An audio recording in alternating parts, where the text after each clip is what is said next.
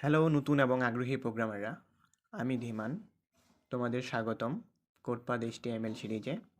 আমি জানি তোমাদের অনেকের মধ্যে HTML শেখা নতুন একটি যাত্রা, তাই আমি এই সিরিজটি এমনভাবে তৈরি করেছি যেন তোমরা সহজেই বুঝতে পারো। তো আজকে আমাদের এটা সেকেন্ড ভিডিও। আজকে আমরা জানবো HTML কেন শিখতে হয়। তার আগে আমি কিছু কথা বলি। দেখেন, আমরা যারা এই HTML শিখব অর্থাৎ প্রোগ্রামিং শিখব, তাদেরকে অনেক কিছুই আমাদের স্কিপ করতে হবে। ঠিক কীরকম?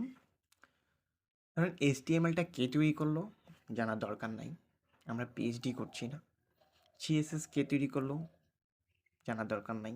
HTML কে তৈরি করলো জানার দরকার নাই। CSS কে তৈরি করলো জানার দরকার নেই।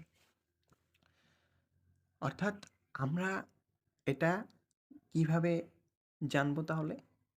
আমরা জানবো যে এটা কিভাবে কাজ করতেছে, এটাকে আমরা কিভাবে কাজে লাগাতে পারি, এটুকু জানবো।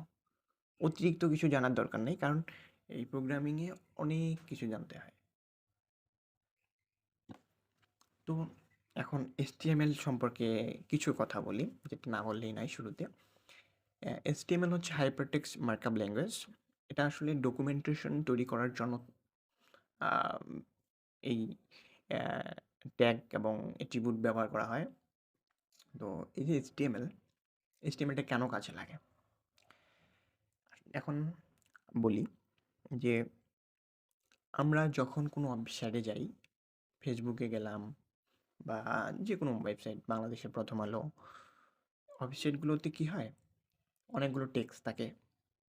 কিছু কিছু টেক্সট সেন্টারে থাকে, কিছু কিছু টেক্সট মাঝখানে থাকে, সরি, কিছু কিছু টেক্সট হচ্ছে বামে থাকে, কিছু কিছু মাঝখানে থাকে, কিছু কিছু রাইটে থাকে। এখন এই যে টেক্সটের একটা সজ্জিত অবস্থান, এগুলো কিভাবে রাখা হয়েছে, এগুলো আসলে এই HTML মাধ্যমে এই ডকুমেন্টেশনটা তৈরি করা হয়। আমরা একটা উদাহরণ দেখি। যে যদি আমরা মাইক্রোসফট ওয়ার্ডে যাই, দেখেন আমরা এখানে লিখলাম hello world, double hello hello world, hello world. ঠিক আছে, এই যে লেখাটা, আমরা এই লেখাটাকে যদি এখন ব্যাকগ্রাউন্ড কালার দিতে চাই, দিতে পারবো। আমরা যদি এখন কালার দিলাম, কালার দেব হোয়াইট, কালার দিলাম হোয়াইট, এরপর ব্যাকগ্রাউন্ড কালার দিই হচ্ছে ব্ল্যাক। সুন্দরভাবে খুব ইজিলি করতে পারলাম। আর আমি চাচ্ছি এই টেক্সটটাকে সাজাবো, সেটা হচ্ছে মাঝখানে দিয়ে, এই যে মাঝখানে দিলাম।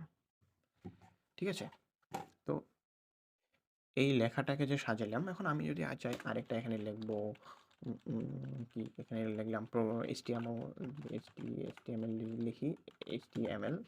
লেখাগুলো বোঝা যাচ্ছে না কারণ এটা হোয়াইট কালার করা আছে। এটা যদি আমি হচ্ছে এখান থেকে ব্ল্যাক করে দিই। আচ্ছা, এই যে এখানে হচ্ছে HTML এই লেখাটাকে আমি যদি এখন লেফটে নিয়ে যেতে চাই, এখানে ক্লিক করে লেফট।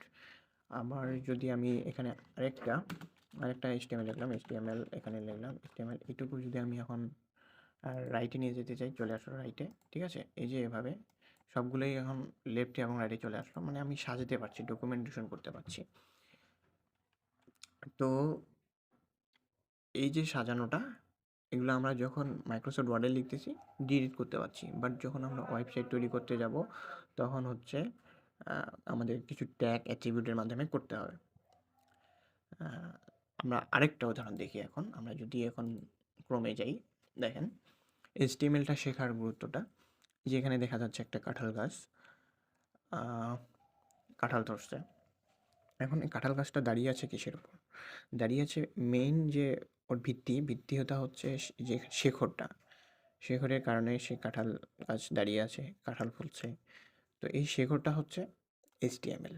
এখন আমরা যদি মোটরসাইকেল যারা ঠিকঠাক করে, তৈরি করে দেখেন মোটরসাইকেলটা খোলা অবস্থায় কেমন জানি দেখা যাচ্ছে, কিছু কিছু তার দেখা যাচ্ছে, কিছু অ্যালুমিনিয়াম, কিছু গ্লাস, কিছু লোহা, এরকম। তো এটা হচ্ছে HTML। যখন এই মোটরসাইকেলটাকে একটা রূপ দেওয়া হবে, অর্থাৎ ওখানে সিট লাগানো হবে, তারপর বিভিন্ন এই যে প্লাস্টিকের স্টিকার, এখানে স্টিকার লাগাতে হবে, প্লাস্টিকের বক্স হতে হবে, তখন একটা সুন্দর মোটরসাইকেল তৈরি হবে। এরপর দেখি যদি মানুষ দেখেন এটা একটা স্কেলেটাল, অর্থাৎ এটা একটা এই যে মানুষ, এটা একটা মানুষকে দেখেন যখন চামড়া চুল দিয়ে সুন্দর দেখা যাচ্ছে, বাট তো মানুষের মেইন এটা হচ্ছে এই যে কঙ্কালটা, এটা হচ্ছে মেইন। অর্থাৎ আমরা এইচটিএমএল বলতে বুঝবো এই যে কঙ্কাল এটা। আর যখন সিএসএস বিভিন্ন ধরনের এডিট করব তখন হচ্ছে মানুষ। তো প্রথম হলো এই যে পত্রিকাটা, প্রথমে যেটা আমি বললাম যে টেক্সটগুলো বিভিন্ন জায়গায় সুসজ্জিত অবস্থায় আছে, এটা আমরা বুঝতে পারছি যে এটা কি একটা হেডলাইন, এটা হচ্ছে প্যারাগ্রাফ। তো এটাই আসলে এইচটিএমএল এর মেইন জিনিসটা, কোর যে কনসেপ্টটা। ঠিক আছে? আর এই যে এই যে উপরে যে টেক্সটগুলো দেখতেছি, এই টেক্সটগুলার ভিতরে যে কারিগরি ব্যাপার-স্যাপারগুলা, ভিতরে যে কাজগুলো সেগুলো হচ্ছে এই যে এরকম বিভিন্ন কোড দ্বারা তৈরি করা হয়। তো আজকে আমরা জানলাম এইচটিএমএলটা আমরা আসলে কেন শিখব। এইচটিএমএলটা শিখব এই কারণটা হচ্ছে যে আমাদের যে ডকুমেন্টেশনটা তৈরি করতে হবে, সেই ডকুমেন্টেশনটা তৈরি করার জন্য আমাদের এইচটিএমএল শেখাটা খুবই প্রয়োজন। ঠিক আছে? ধন্যবাদ। ভালো থাকবেন।